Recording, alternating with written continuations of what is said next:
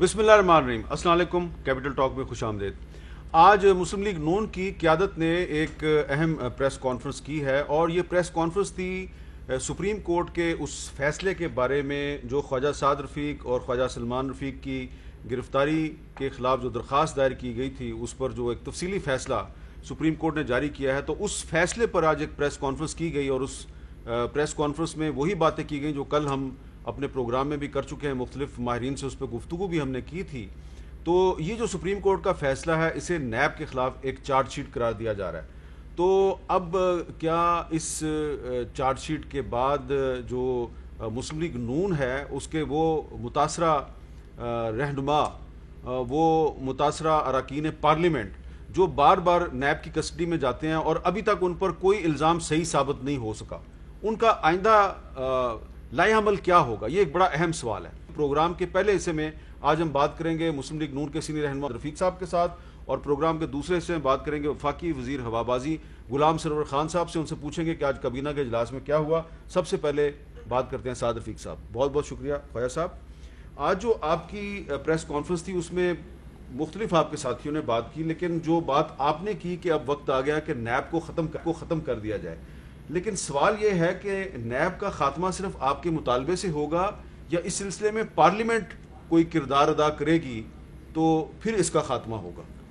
بسم اللہ الرحمن الرحیم۔ سب سے پہلے تو میں حامد میر صاحب یہ کہوں گا کہ سپریم کورٹ آف پاکستان نے ایک لینڈ مارک ڈیسیژن کیا ہے، اور اس ڈیسیژن کا کے 3 حصے ہیں ہماری نظر میں۔ ایک کا تعلق براہ راست میرے کیس کے ساتھ ہے، ایک کا احتساب کے لیے بنائے گئے ادارے کے طریقہ کار کے ساتھ، اور جو وہاں پہ خرابیاں ان کی نشاندہی کی گئی ہے، اور اہم ترین حصہ جو ہے وہ پاکستان میں جو ایک جمہوریت کے ساتھ کھلواڑ چلا آ رہا ہے دہائیوں کے ساتھ، اس کا ذکر کیا گیا۔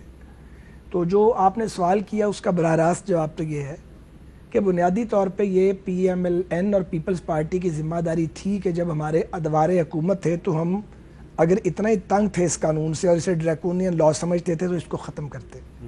اس کے لیے کوشش بھی کی گئی، لیکن جتنی کوشش کی جانی چاہیے تھی، سچی بات یہ ہے ویسی کوشش نہیں کی گئی۔ یہ بار بار ہم اس کا اعتراف کر چکے ہیں۔ اب بھی یہ کام بنیادی طور پہ پارلیمان کا ہے، تو اس کے لیے ضروری ہے کہ پی پی پی، پی ایم ایل این اور پی ٹی آئی یہ مل بیٹھیں اور مل بیٹھ کر اس کو ریپیل کریں، کیونکہ اس میں امینڈمنٹ سے شاید کام نہیں بنے گا، کیونکہ پچھلے 20 سال سے یہ نیب کا جو کالا قانون ہے، یہ ہر دور میں اپنے مخالفین کی آرم ٹوسٹنگ کے لیے یوز کیا گیا ہے، پولیٹیکل انجینئرنگ کی گئی ہے۔ سپریم کورٹ کے فیصلے میں بھی یہی لکھا ہے۔ اس فیصلے سے پہلے بھی سپیریئر کورٹس اس طرح کی آبزرویشنز دیتی رہی ہیں، ابھی زیادہ کھل کے بات سامنے آئی ہے۔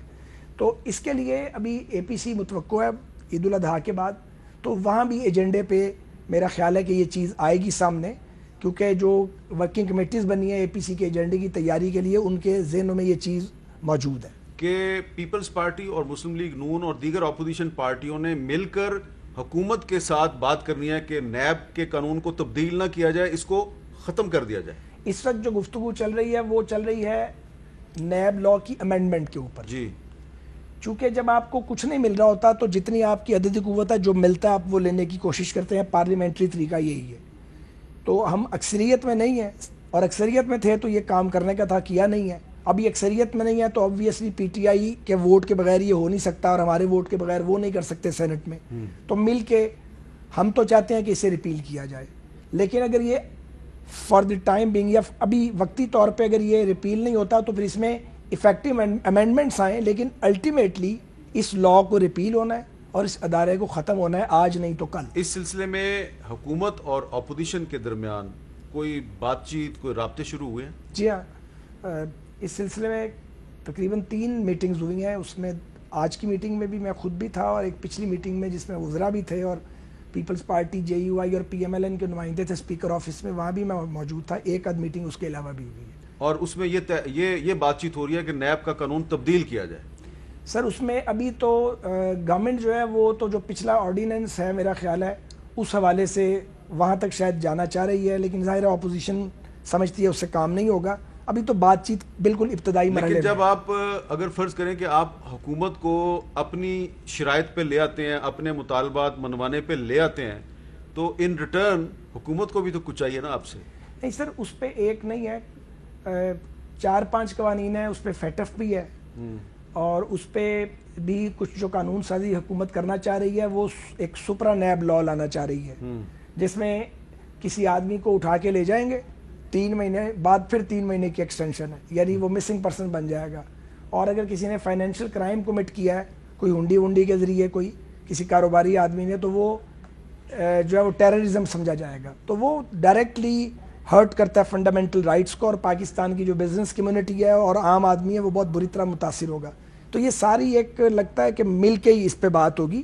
لیکن جو بات آج میں نے کی ہے, یا اس سے پہلے شاہد خاقان صاحب کرتے رہے ہیں, یا بہت سے اور لوگ کرتے رہے ہیں, الٹیمیٹلی یہ میر صاحب نوشتہ دیوار ہے, آج نہیں تو کل. رائٹنگ آن دی وال, یہ رائٹنگ آن دی وال ہے. یہ نیب نے اور نیب کے اس قانون نے ریپیل ہی ہونا ہے. یہ ضروری نہیں کہ 1 سال میں ہو, 6 ماہ میں ہو, وقت بدلے گا, ہو جائے گا. اس نے جانا ہی جانا ہے. چلیں, جیسے جو فیصلے اس نیب کی بنائے ہوئے ریفرنس کے تحت کیے جائیں گے اکاؤنٹیبلٹی کورٹس میں, معذرت کے ساتھ میرے نزدیک ان کی کوئی قانونی حیثیت اس لیے نہیں ہے کہ جب ایک قانون ہی ڈریکونین ہے اور اس کا انویسٹیگیشن کا طریقہ کار ہی جو ہے وہ فیک اور خراب ہے اور اس میں گڑبڑ ہے بہت بڑی, تو اس انویسٹیگیشن کی بنیاد پہ فیصلوں کی کیا قانونی حیثیت ہے؟ اب یہ بتائیں کہ جو آپ نے 16 مہینے آپ نے اور خواجہ سلمان رفیق صاحب نے جیل میں گزارے, اور اس کے علاوہ بھی شہباز شریف صاحب نے, شاہد حقان عباسی صاحب نے, احسن اقبال صاحب نے, اور آپ کے بہت سے جو ساتھی ہیں, شہباز اندر ہیں, خورشید شاہ صاحب, میر شکیل صاحب, آہد چیمہ صاحب, یہ سارے لوگ جو نیب کی کسٹڈی میں جنہوں نے وقت گزارا ہے. میں آپ کی بات کر رہا ہوں اس وقت. تو آپ پہ پروف کچھ نہیں ہوا, بلکہ سپریم کورٹ کا فیصلہ جو ہے وہ آپ کو ونڈیکیٹ کر رہا ہے. تو کوئی آپ نیب کے خلاف قانونی چارہ جوئی کر سکتے ہیں؟ دیکھیں, اس پہ بھی قانونی مشینوں سے مشورہ کرنا ہوگا, کیونکہ ہر چیز کے کرنے کا ایک وقت ہے. بعض چیزیں ابھی کے کرنے کی ہیں, بعض چیزیں بعد میں بھی کی جا سکتی ہیں. ایک تو یہ امپورٹنٹ بات ہے. ایک اور بات ہے جو شاید کوئی دوسرا نہ کرے. نیب کے اندر جو میں نے ان کی ورکنگ دیکھی ہے, وہاں اگر کوئی آدمی ٹھیک کام بھی کرنا چاہتا ہے تو وہ ڈر جاتا ہے, کیونکہ ماحول ایسا ہے کہ اس پہ الزام لگ جائے گا کہ یہ کسی کے ساتھ مل گیا ہے. تو میں نے اس ساری انویسٹیگیشن کے پروسیس میں 2.5-3 سال سے بھگت رہا ہوں. میں نے دیکھا کہ اگر کوئی آدمی ٹھیک بات بھی کرنا چاہ رہا ہے اور اس نے ٹھیک بات کر بھی دی ہے, تو وہ بھی ایک عجیب قسم کا ماحول ہے.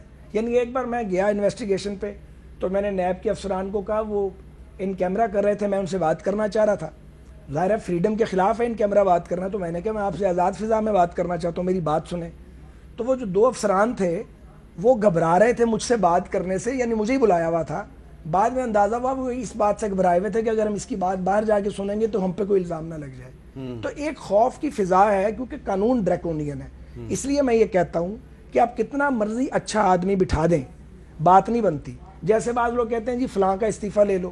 بھیا استعفے سے بات نہیں بنتی, آپ ایک کو نکالیں کہ دوسرے, قانون کی بات ہے یہ, اور یہ قانون پرانا مشرف صاحب کے دور کا بنا ہوا ہے, اسی کو ریپیل کرنا پڑے گا. آج نہیں تو کل یہ ہوگا پاکستان میں انشاءاللہ. اچھا, اب ایک ایسا سوال ہے جو شاید آپ کو ناگوار گزرے, لیکن میرا خیال ہے کہ وہ سوال جو ہے اس کی آج ضرورت ہے کہ آپ سے پوچھا جائے اور آپ اس کا جواب بھی دے دیں. آج آپ نے جو پریس کانفرنس کی اور آپ کے ساتھیوں نے پریس کانفرنس کی, اس میں آپ سپریم کورٹ کے فیصلے کو لینڈ مارک ڈیسیژن قرار دے رہے ہیں اور بڑی تعریف کر رہے ہیں, اور بڑی اچھی بات ہے, اور ہاں میں آپ سے اتفاق کرتا ہوں کہ یہ لینڈ مارک ڈیسیژن ہے. لیکن کیا آج جو آپ نے تعریفیں کی ہیں سپریم کورٹ کی, تو یہ اعلیٰ عدلیہ کے بارے میں جو آپ کی رائے تھی جب آپ لوگ حکومت میں تھے اور آپ لوگ وزیر تھے, تو اس وقت جو آپ کی رائے تھی تو مسلم لیگ نون کی وہ رائے اب بدل گئی ہے؟ نہیں, نہ پہلے رائے میں کوئی جھول تھا اور اب نہ کوئی جھول ہے. یہاں پہ اگر آپ رکیں, میں آپ کو آپ کی ایک رائے سناتا ہوں پرانی, جب آپ وزیر تھے. سنیں جی, خواجہ سعد رفیق صاحب سے میں یہ سوال کیوں کر رہا ہوں اور ان سے میں پوچھنا کیا چاہتا ہوں. ہم حساب دے لیں گے, ہم سے پہلی بار حساب نہیں لیا جا رہا, ہم دیں گے حساب. لیکن ایک بات مجھے ضرور کہنی ہے کہ نواز شریف کسی کمزور اور چبائے جانے والے چنے کا نام نہیں ہے, اور جو ہمیں چبانے کی کوشش کرے گا اس کے دانت ٹوٹ جائیں گے. ہم لوہے کے چنے ہیں, اور یہ بات کسی جذبات میں نہیں کہہ رہا. جذبات میں آپ نے نہیں کہا تھا, بہت سوچ سمجھ کے کہا تھا, ہم لوہے کے چنے ہیں. یہ میں پوچھنا چاہ رہا تھا آپ سے, یہ کس کو کہہ رہے تھے؟ مجھے 3 منٹ ملیں گے. ہاں جی پلیز. میر صاحب ہم سیاست میں نئے لوگ نہیں ہیں. میرے خاندان کو 75 سال ہو گئے. پری پارٹیشن میرے والد صاحب جو تھے انہوں نے تحریک آزادی میں حصہ لیا تھا اور اس کے بعد ایک تسلسل ہے. ہم نے کبھی کسی غیر جمہوری سیٹ اپ کا ہم حصہ نہیں بنے, نہ کسی شورا کا کبھی حصہ رہے ہیں. ساری سیاسی جدوجہد آپ کے سامنے ہے.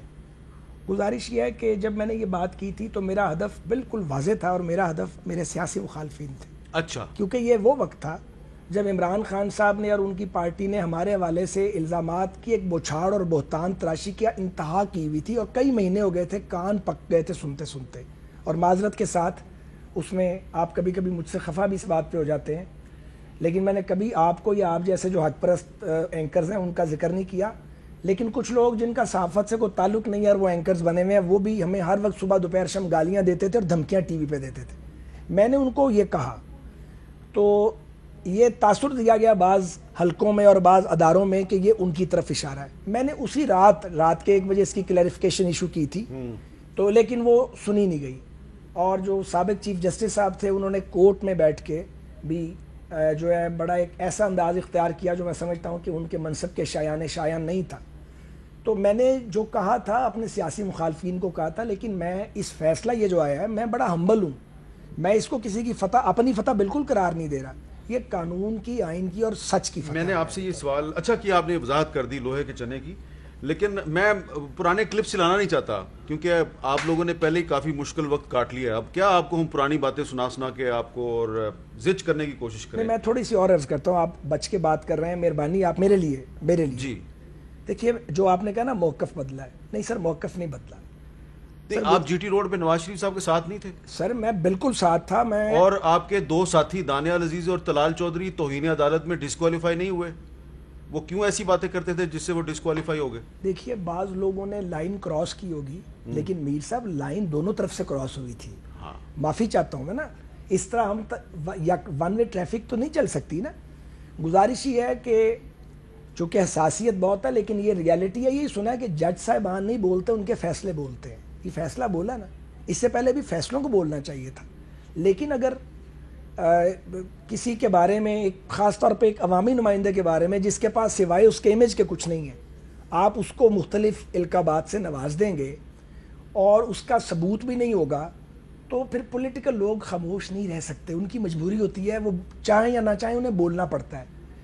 جب نظریہ ضرورت کے تحت فیصلے ہوں گے تو لوگ بولیں گے. جب اصولوں کے تحت فیصلے ہوں گے, آئین کے تحت ہوں گے, بھلے ہمارے خلاف بھی ہوں گے, تو ان کو تسلیم کیا جائے گا. یہ آج کی بات نہیں ہے, ماضی میں بھی یہ ہوا ہے, اور اللہ نہ کرے مستقبل میں نظریہ ضرورت کے تحت فیصلے ہوں. اللہ نہ کرے. اچھا میں سمجھتا ہوں کہ آپ نے کافی وضاحت کر دیا. میں پرانے کلپس نہیں چلانا چاہتا جس میں دانیال عزیز اور طلال چودھری کا ہاتھ اٹھا کے کہا گیا تھا کہ فیصلہ عوام کی جہاں عدالت بھی کرے. لائن کراس کی گئی ہے, فیصلہ تو خیر فائنلی اللہ کی عدالت میں ہوتا ہے, اور اللہ کی عدالت کے نیچے عوام ہی کی عدالت ہے, لیکن لائن کراس نہیں کرنی چاہیے اور احترام کو ملحوظ رہنا چاہیے. اچھا اب یہ بتائیے کہ اس سپریم کورٹ کے فیصلے میں بھی کہا گیا ہے کہ نیب کو استعمال کیا جاتا ہے سیاسی مخالفین کی وکٹمائزیشن اور وفاداریاں تبدیل کرانے کے لیے. کیا یہ اس سارے پروسیس کے دوران آپ کی کسی نے وفاداری تبدیل کرانے کی کوشش کی؟ یہ بڑی سنگین کہانی ہے, آج نہ پوچھیں, اور ابھی یہ وقت نہیں آیا کہ اسے ٹی وی میں بیان کیا جائے. تھوڑی سی بتا دینا. اسی میں عقل مندوں کے لیے ایسا نہ ہو کہ آپ نہ بتائیں اور میں بتا دوں. اسی میں عقل مندوں کے لیے اشارہ ہے. تو بہرحال یہ وقت گزر گیا. یعنی کہ آپ نے انکار کر دیا؟ سر اب میرا مطلب ہے ایک نظریے اور ایک سوچ کے ساتھ چلے ہیں. وہ نظریہ اور سوچ ہمیں اپنے والد صاحب سے ورثے میں ملا تھا, تو اس ورثے کو تو ہم نے کبھی اس میں بددیانتی نہیں کی ہے. ہم پہ اور 100 الزام لگائے جا سکتے ہیں, اس ورثے میں تو ہم نے کوئی بددیانتی نہیں کی. تو آپ تفصیل کیوں نہیں بتانا چاہ رہے ابھی؟ اس کا بھی وقت نہیں ہے. میں کوئی بات کروں گا تو اس سے زیادہ پیچیدگیاں پیدا ہوں گی. میں تو پیچیدگیاں بھگت آیا ہوں, لیکن آپ کو پتہ ہے میں ان لوگوں میں ہوں جو چاہتے ہیں کہ لڑائی نہ ہو بلکہ معاملہ چل پڑے اور آپ شہباز شریف صاحب کی سوچ کے حامی ہیں. دیکھیے آپ نے بہت پھر خوفناک حملہ کیا مجھ پہ. میں یہ سمجھتا ہوں کہ کنفرنٹریشن جو ہے سیاسی جماعتوں کے بیچ ہو یا اداروں کے بیچ, وہ پاکستان کو نقصان پہنچائے گی, لیکن اپنے بنیادی اصولوں پر قائم رہتے ہوئے. اپنے بنیادی اصولوں پر قائم رہتے ہوئے اگر کوئی راستہ بنتا ہو تو بنانا چاہیے, ٹوٹنا نہیں چاہیے, لچک ضرور ہونی چاہیے, لیکن سجدہ ریز نہیں ہونا چاہیے. اچھا اب میں موضوع بدل دیتا ہوں. یہ جو آپ کی کل ملاقات ہوئی بلاول بھٹو زرداری صاحب کے ساتھ، تو اس میں ایک تو آپ نے بتایا کہ اے پی سی کے ذریعے یہ جو نیب کا قانون ہے اس میں تبدیلی کے لیے بھی اپوزیشن آپس میں کوئی اتفاق رائے پیدا کرنے کی کوشش کرے گی. کیا آپ کا یہی ایجنڈا ہے، یا کل آپ کے اور قمر زمان کائرہ صاحب کے لب و لہجے میں جو تلخی تھی اس کے نہیں تھی؟ میں تو کل بولا ہی نہیں. تھوڑا سا آپ مختصر جواب دے رہے تھے. ہاں تو یہ جو آپ کا جو مختصر جواب ہے، آپ دریا کو کوزے میں بند کر رہے تھے. تو میں نے تو اتنا ہی کہا تھا انتظار فرمائیے، اور تو میں نے کوئی بات. انتظار فرمائیے کس کے لیے انتظار کر رہے ہیں آپ؟ نہیں، وہ ایک سوال کیا گیا تھا، میں نے جواب میں کہا تھا انتظار فرمائیے. اے پی سی کا ایجنڈا کیا ہوگا جی؟ سر اس کے لیے میر صاحب دونوں طرف سے اور باقی اپوزیشن پارٹیز کی ایک کمیٹی بن گئی ہے. ان کی عید الاضحیٰ سے پہلے میٹنگ ہوگی، اس میں ایجنڈا طے کیا جائے گا. ہر پارٹی اپنا اپنا ایجنڈا لے کے آئے گی اور ایک کامن ایجنڈا بنے گا اس میں. اچھا، تو آپ کی پارٹی کا کیا ایجنڈا ہو سکتا ہے؟ یہ زیادہ بہتر تو جماعت کے صدر بتا سکتے ہیں. تو صدر نے تو بلاول صاحب سے ملاقات کرنا گوارا نہیں کیا، تو ان سے ہم رابطہ کیسے کریں؟ نہیں ایسی بات نہیں ہے. وہ ان کے آپس میں رابطے ہیں، بات چیت ہے، اور ہم صدر جماعت کے کہنے پہ ان کے پاس بلاول صاحب کے پاس گئے تھے اور پیپلز پارٹی کے ڈیلیگیشن کو ملے تھے. کوئی کمیونیکیشن گیپ نہیں ہے. بلاول صاحب میں اور شہباز شریف میں کوئی کمیونیکیشن گیپ نہیں ہے. جب چاہتے ہیں ایک دوسرے سے بات کر لیتے ہیں. تو اس کے نتائج کیوں نہیں نکل رہے؟ مولانا فضل الرحمان صاحب سے میں نے پوچھا کہ آپ نے آصف زرداری صاحب سے ملاقات کر لی، اب آپ کی شہباز شریف صاحب سے ملاقات کب ہوگی؟ انہوں نے کہا 2-3 دن. اس 2-3 دن کو بھی ہفتے سے زیادہ ہو چکا ہے. تو میں یہ عرض کر سکتا ہوں انتظار فرمائیے. چلیں، میں اب آپ کی جو ہنسی ہے اس کا مطلب سمجھ گیا ہوں. آج کل آپ لوگ کابینہ میں جو دوہری شہریت کے حامل غیر منتخب افراد ہیں اس پہ بڑی تنقید کر رہے ہیں. آپ کو یاد ہے جب آپ وزیر تھے تو آپ کے ساتھ بھی کوئی 8-10 قسم کے غیر منتخب مشیر تھے، اور اس میں بھی ایک آدھ جو ہے وہ غیر ملکی شہریت کا حامل بھی تھا. 8-10 سے ویسے میں یاد نہیں جائے گا. اچھا، تو اگر آپ کے پاس ہو گئے تو آپ کہتے ہیں میرے ذہن میں نہیں ہے 8-10. اسپیشل اسسٹنٹ آپ کو یاد نہیں ہے؟ ایک شجاعت عظیم صاحب کے بارے میں سپریم کورٹ کا فیصلہ آیا تھا، انہوں نے چھوڑ دیا تھا. اور کوئی مجھے طارق فاطمی صاحب، عرفان کی صدیقی صاحب. کہاں سے دوہری شہریت ہونی ہے؟ نہیں، غیر منتخب مشیروں کی بات کر رہا ہوں. عرفان صدیقی صاحب. ہاں وہی میں کیا میں کہہ رہا ہوں، آپ کہہ رہے ہیں نا اسپیشل. آج کل کہا جا رہا ہے جی یہ اسمبلی میں تقریریں ہوئی ہیں آپ کی طرف سے. اچھا نہیں، میں اس کا جب سمجھ آ گئی بات. ہاں میر صاحب گزارش یہ ہے کہ ہمیں لگتا یہ ہے، ممکن ہے ہماری رائے سے اختلاف بھی کیا جا سکتا ہے، کہ ہمارے یہاں جو کابینہ تھی اور اس میں ظاہر ہے اسپیشل اسسٹنٹ اور ایڈوائزر جو ہیں وہ غیر منتخب لوگ بھی ہوتے ہیں، وہ سبجیکٹ اسپیشلسٹ یا ٹیکنوکریٹس ہوتے ہیں جو لائے جاتے ہیں. تو ہمارے یہاں ان کی اپنی اہمیت تھی، لیکن بنیادی ڈیسیجن جو تھے وہ الیکٹڈ لوگ کرتے تھے سارے.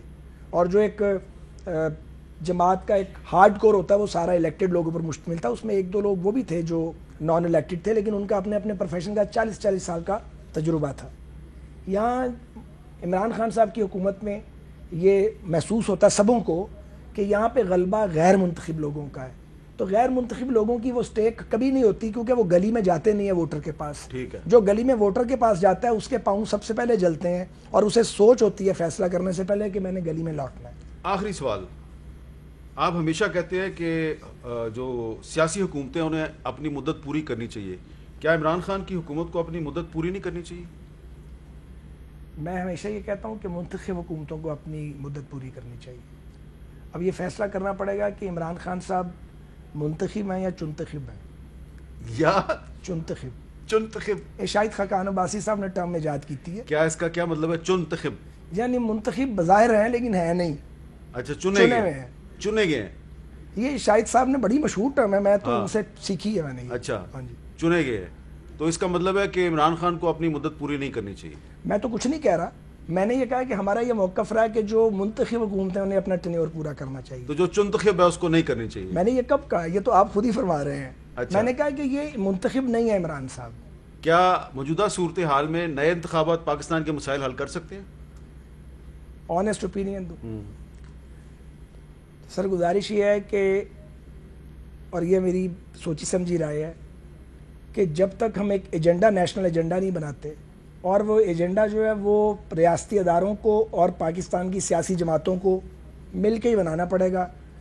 آئین کتنی اجازت دیتا ہے اور کتنی نہیں دیتا میں اس بحث میں نہیں پڑتا، لیکن عملیت کی بات یہ، عملیت پسندی کی بات یہ ہے کہ اگر کوئی ایک لارجر ایگریمنٹ اور انڈرسٹینڈنگ نہیں ہوگی تو کچھ بھی کر لیں یہاں پہ یہ کھینچا تانی کا نظام چلتا رہے گا اور ملک آگے نہیں جائے گا. بہت زیادتی ہو گئی ہے پاکستان کے ساتھ, اب بس کر دینی چاہیے. تو نئے انتخابات سے پہلے پولیٹیکل پارٹیز کو بہت سا ہوم ورک کرنے کی ضرورت ہے. سیاسی جماعتوں کو بھی ہوم ورک کرنا پڑے گا اور ریاستی اداروں کو بھی ایک اپنی پالیسی وضع کرنی پڑے گی, کیونکہ ریالٹیز کو مان لینے میں بہتری ہے. پولیٹیکل پارٹیز کی اپنی اہمیت ہے, ریاستی اداروں کی بھی اہمیت ہے, اور بدقسمتی سے کوئی کوہین اور انڈرسٹینڈنگ بنتی نہیں ہے. بنتی ہے تو بہت جلدی خراب ہو جاتی ہے. اس سے پھر جب ٹگ آف وار شروع ہوتا ہے تو چیزیں بگڑ جاتی ہیں اور سسٹم بریک ہو جاتا ہے. آپ نے بڑی محتاط گفتگو کی ہے, لیکن بڑی معنی خیز ہے اور بڑی گہری باتیں آپ نے کی ہیں. تو ناظرین, یہ گہری باتیں جو ہیں ان کو سمجھنا کوئی زیادہ مشکل نہیں ہے, کیونکہ پاکستان کے عوام گہری باتوں کو سمجھنے میں کافی ملکہ رکھتے ہیں.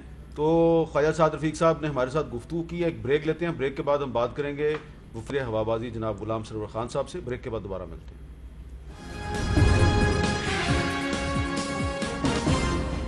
کیپٹل ٹاک میں خوش آمدید. آج سپریم کورٹ کے چیف جسٹس جناب جسٹس گلزار احمد صاحب نے D G civil aviation authority کے بارے میں بہت اہم ریمارکس دیے ہیں, اور انہوں نے یہ بھی کہا ہے کہ آپ اس عہدے کے اہل نہیں ہیں. بہت سی باتیں چیف جسٹس صاحب نے اس اجلاس میں کی ہیں, اور اس کے علاوہ آج وفاقی کابینہ کا بھی اجلاس تھا. تو کیا اس اجلاس میں یہ جو سول ایویشن اتھارٹی کے ڈی جی کے کچھ خطوط کے حوالے سے دعوے ہیں اور جو پی آئی اے کا معاملہ ہے, اس پہ بات ہوئی نہ ہوئی, اس پہ بات کریں گے ہم وفاقی وزیر ہوابازی جناب غلام سرور خان صاحب سے. خان صاحب بہت شکریہ, آپ نے ہمیں وقت دیا. خان صاحب, آج تو چیف جسٹس صاحب نے بھی کہہ دیا ہے, D G civil aviation authority کو کہا ہے کہ آپ اپنے عہدے پہ کام کرنے کے اہل نہیں ہیں. تو ہم آپ سے جاننا چاہتے ہیں کہ آج وفاقی کابینہ کا اجلاس بھی تھا, کو ابھی کچھ طے ہوا ہے کہ یہ جو اتنا بڑا ایک تنازع کھڑا ہو گیا جس کی وجہ سے پوری دنیا میں پاکستان بدنام ہوا ہے, تو اس کا ذمہ دار کون ہے؟ کیا کسی کے خلاف کوئی کارروائی ہونی ہے یا نہیں ہونی؟ کسی نے استعفیٰ دینا یا نہیں دینا؟ بسم اللہ الرحمن الرحیم.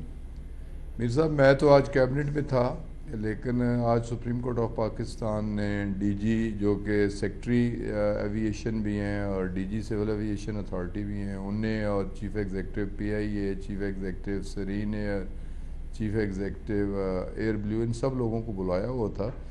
تو ایگزیکٹ پروسیڈنگز کا تو مجھے نہیں پتہ, اور نہ ہی مجھے ابھی تک کوئی اس کی کاپی ملی ہے, لیکن یقیناً اس میں ریگولیٹر تو سول ایویشن اتھارٹی ہے اور باقی آپریٹرز ہیں, پی آئی اے ہوا, ایئر سرین ہوا یا بلیو ایئر ہوا, اور اگر ایگزامینیشن میں کوئی غلط ہوا تو وہ بھی سول ایویشن اتھارٹی میں ہوا. تو اس حوالے سے یقیناً کامنٹس ہوں گے. میں آپ کو اگر آپ مناسب سمجھیں میں آپ کو چیف جسٹس صاحب کے کچھ کمنٹس بتا دیتا ہوں, کچھ ریمارکس ہیں. انہوں نے D G civil aviation authority سے مکالمہ کرتے ہوئے کہا کہ آپ کی رپورٹ میں سوائے آپ کی نااہلیوں کے کچھ بھی نہیں ہے, آپ کے سارے کمپیوٹر کمپرومائز ہو گئے, لوگوں نے آپ کے کمپیوٹرز میں گھس کر خود ہی لائسنس بنا لیے, اور آپ استعفیٰ دے رہے ہیں یا ہم کارروائی کریں؟ تو انہوں نے کہا جی کہ ہم نے کچھ لوگوں کو معطل کیا ہے. یہ D G civil aviation authority نے کہا ہم نے کچھ لوگوں کو معطل کیا ہے. تو دیکھیں, اب تو سپریم کورٹ کے چیف جسٹس بھی کہہ رہے ہیں کہ آپ کو استعفیٰ دینا چاہیے, تو کیا حکومت پاکستان ان سے استعفیٰ نہیں مانگ سکتی؟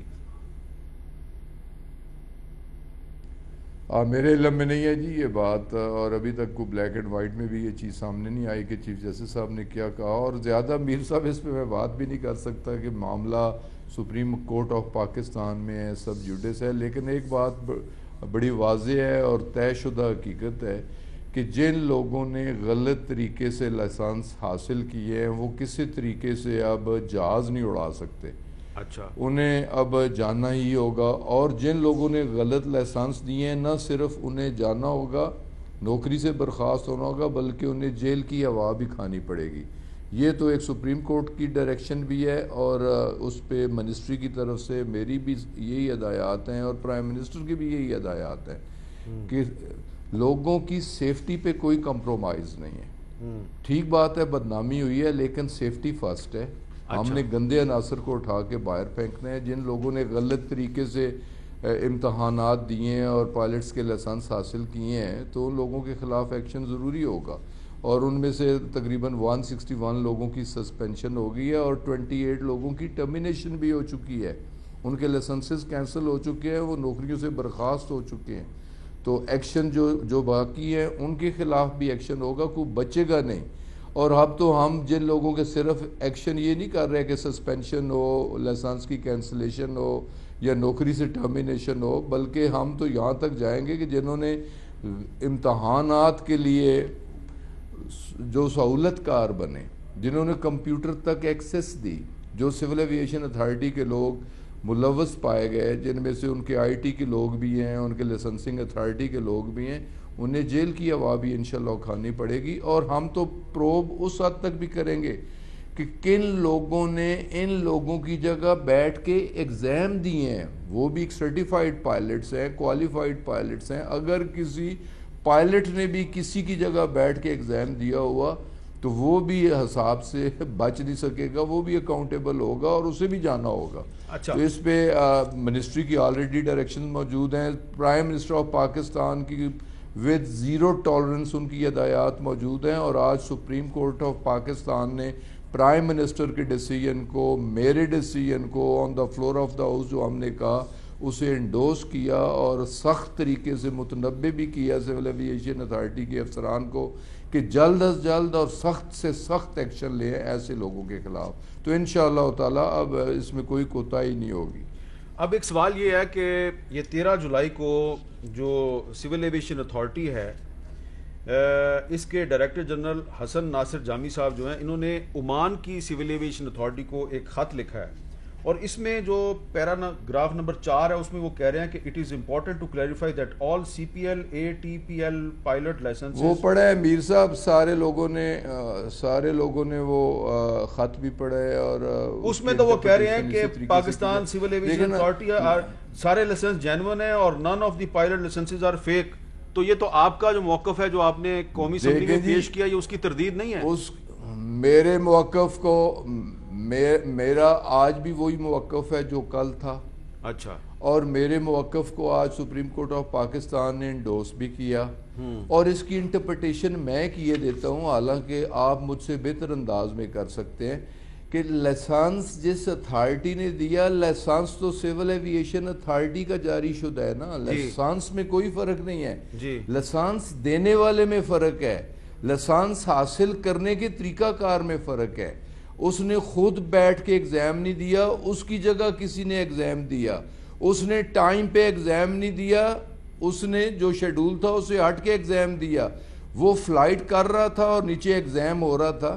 تو ایگزام دینے کا طریقہ غلط تھا, لائسنس حاصل کرنے کا طریقہ غلط تھا. لائسنس میں کوئی غلطی نہیں تھی, لیکن خان صاحب اگر آپ برا نہ منائیں, حاصل کرنے کا طریقہ غلط تھا. جو ایگزام لے رہا تھا, لائسنس کینسل بھی ہوا. جو ایگزام لے رہا تھا, جو ایگزام لے رہا تھا اور جو لائسنس دے رہا تھا, اس کو کوئی جو مرضی بیوقوف بنا دے, اس کو پتہ ہی نہیں چلے گا. وہ بہت ہی معصوم آدمی ہے کہ اس کو کوئی بھی بیوقوف بنا دے, وہ جس کو مرضی لائسنس دے دے, پتہ ہی نہ چلے کہ کس کو دیا ہے, امتحان کس نے دیا.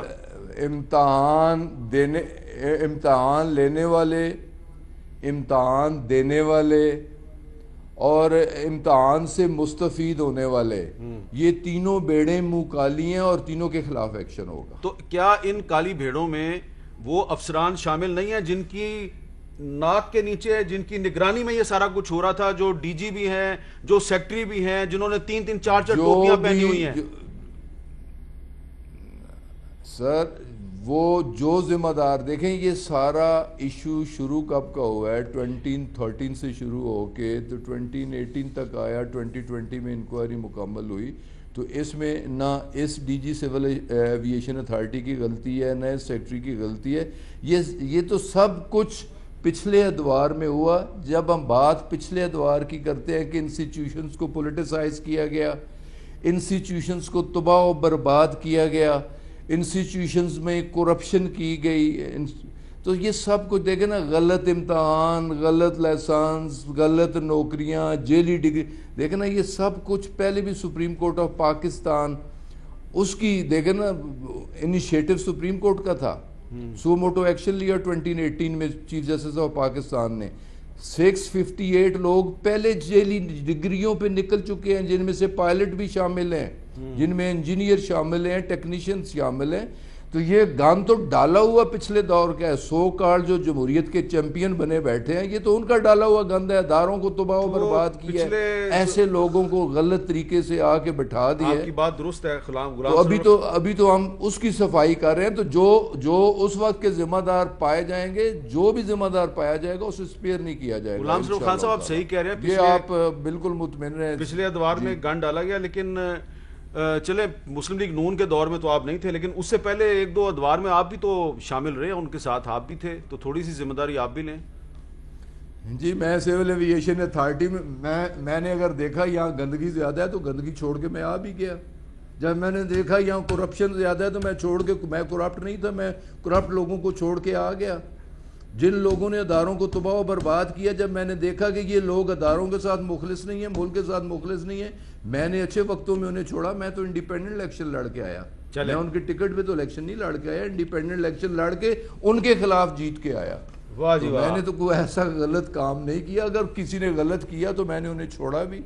چلیں بہت اچھا آپ نے سوال کا جواب دے دیا ہے, اور واقعی آپ انڈیپینڈنٹ الیکشن لڑ کے جیتے اور آئے. آپ غلام سرور خان صاحب ہمارے ساتھ بات کر رہے تھے, بہت بہت شکریہ غلام سرور خان صاحب. ایک وقفہ لیتے ہیں اور وقفے کے بعد بات کریں گے. دن دہاڑے ایک معروف صحافی مطیع اللہ جان کو اغوا کر لیا گیا, اور اس بارے میں جو اسلام آباد ہائی کورٹ کے چیف جسٹس ہیں جسٹس اطہر من اللہ, انہوں نے سیکرٹری داخلہ کو, آئی جی اسلام آباد کو, چیف کمشنر اسلام آباد کو حکم دیا ہے کہ کل مطیع اللہ جان کو ان کی عدالت میں پیش کیا جائے.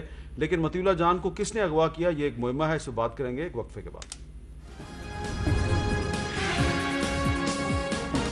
کیپٹل ٹاک میں دوبارہ خوش آمدید. اسلام آباد کے ایک سینئر صحافی مطیع اللہ جان کو آج دن دہاڑے اسلام آباد سے اغوا کر لیا گیا, اور ان کا جو اغوا ہے اس نے پوری دنیا میں ہلچل مچا دی ہے, اور ایمنسٹی انٹرنیشنل سے لے کے اور رپورٹرز وداؤٹ بارڈر تک تمام جو عالمی ادارے ہیں وہ اس کی مذمت کر رہے ہیں. اور اس کے علاوہ اسلام آباد ہائی کورٹ کے چیف جسٹس جناب جسٹس اطہر من اللہ نے حکم دیا ہے کہ کل مطیع اللہ جان کو ان کی عدالت میں پیش کیا جائے. تو اس پہ بات کریں گے اپنے سینئر نمائندے جناب صاحب سے. اعزاز سید صاحب, یہ جو مطیع اللہ جان صاحب کا اغوا ہے تو اس حوالے سے کچھ سی سی ٹی وی فوٹیج سامنے آئی ہے. اس سی سی ٹی وی فوٹیج میں ان کو کچھ لوگ اغوا کر رہے ہیں. یہ کون لوگ ہیں, کچھ آپ نے پتہ لگایا ان کا؟ حامد صاحب, یہ جو سی سی ٹی وی فوٹیج ہے یہ دراصل ایک سرکاری سکول ہے, سیکٹر G613 میں ویمن گرلز کا سکول ہے, ماڈل سکول گرلز کا ہے, جہاں پر مطیع اللہ جان کی اہلیہ کام کرتی ہیں. تو اس حوالے سے اسلام آباد پولیس نے اس واقعے سے لا تعلقی کا اظہار کیا, اور اسلام آباد پولیس کے جو سینئر آفسر ہیں وہ ڈی آئی جی آپریشنز ہیں سید وقار الدین, ان کا یہ کہنا ہے کہ یہ نہ تو اسلام آباد پولیس کا کوئی اہلکار اس اغوا میں ملوث ہے اور نہ ہی اسلام آباد پولیس کی کوئی گاڑی. میری آئی وٹنسز سے جو بات ہوئی ہے, مطیع اللہ جان ان اغوا کاروں کے ساتھ جانے پر راضی نہیں تھے. ایک سوال ہے, اپنا موبائل بھی پھینکا. ہاں, یہ سوال ہے کہ انہوں نے اپنا موبائل فون سکول کے اندر کیوں پھینکا؟ مطیع اللہ جان تو کو یہ کر رہے تھے کہ وہ موبائل فون اپنا ضائع کر دیں گے, پھینک دیں گے, اور شاید سکول میں ان کا فون ان کی اسی پریمیسز میں گر جائے گا, اور شاید وہ موبائل فون کا اتنا پیچھا نہیں کریں گے, مطیع اللہ جان کا پیچھا کریں گے. اب آخر میں ہمیں آپ یہ بتائیے کہ مطیع اللہ جان صاحب کو ایک توہین عدالت کا نوٹس دیا گیا تھا, تو انہوں نے کب پیش ہونا تھا عدالت میں؟ مطیع اللہ جان نے کل بدھ کے روز اسلام آباد میں سپریم کورٹ آف پاکستان کے سامنے پیش ہونا تھا. تو مطیع اللہ جان صاحب جو ہیں ان کی گرفتاری کے حوالے سے جو صحافتی تنظیمیں ہیں, میری آج پی ایف یو جے کے جنرل سیکرٹری سے بات ہوئی ناصر زیدی صاحب سے, وہ کہہ رہے تھے کہ کل تک اگر وہ پروڈیوس نہ کیے گئے تو پھر ہم مظاہرہ کریں گے. تو اس کے علاوہ جو ہے وہ کوئی صحافتی تنظیموں نے کوئی لائحہ عمل بنایا ہے؟ ابھی تک جو میری معلومات ہیں, اسلام آباد کی جو پارلیمنٹ ہے اس کے اندر احتجاج ہو رہا ہے, صحافیوں نے کیا ہے. وزیر اطلاعات کی پریس کانفرنس میں صحافیوں نے احتجاج کیا ہے, بائیکاٹ بھی کیا ہے, پھر وزیر اطلاعات نے ان کو یقین دہانی کرائی ہے. اسلام آباد پریس کلب کے باہر صحافی احتجاج, انہوں نے صحافیوں نے احتجاج کیا اور اپنا احتجاج ریکارڈ کرایا ہے. اور پی ایف یو جے کا یہ کہنا ہے کہ 24 گھنٹے کی جو ڈیڈ لائن انہوں نے دی ہے, اگر 24 گھنٹے کی ڈیڈ لائن پر عمل درآمد نہیں کیا جاتا تو ہم پورے ملک کے اندر احتجاج کریں گے. بہت بہت شکریہ اعزاز سید صاحب ہمارے ساتھ. انتہائی تشویشناک بلکہ شرمناک بات ہے کہ ایک سینئر صحافی کو دن دہاڑے اسلام آباد سے اغوا کر لیا گیا. تو اب آج نہیں تو کل مطیع اللہ جان کو کسی نہ کسی عدالت میں تو پیش کرنا ہے, سامنے تو لانا ہے. اجازت دیجیے, اللہ حافظ.